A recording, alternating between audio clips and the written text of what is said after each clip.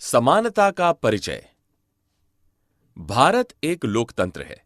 लोकतांत्रिक सरकार के प्रमुख तत्वों में लोगों की भागीदारी, संघर्ष का समाधान, समानता और न्याय सम्मिलित होते हैं।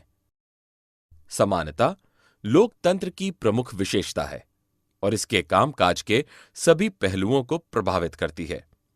आइए हम समानता के विषय में जानें। यह क्या है? लोकतंत्र में यह महत्वपूर्ण क्यों है?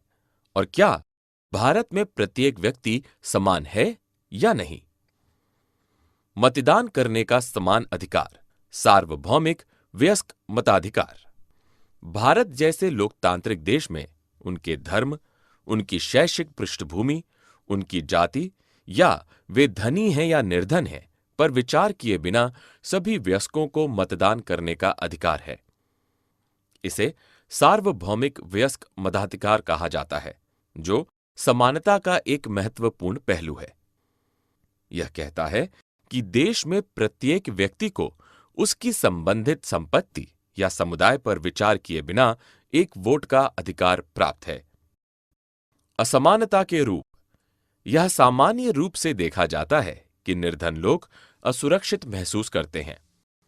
ऐसा मौद्रिक, शैक्षिक और स्वास्थ्य संबंधी कमियों एवं बढ़ती जनसंख्या और संसाधनों के लिए प्रतिस्पर्धा के कारण होता है।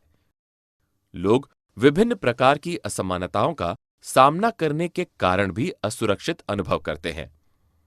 ग्रामीण भारत कठोर जाति व्यवस्था से उत्पन्न भेदों का अनुभव करता है। यहां तक कि शहरी भारत में भी इस प्रकार के भेद देखे जाते हैं। समाचार पत्रों के वैवाहिक स्तंभों से यह स्पष्ट होता है।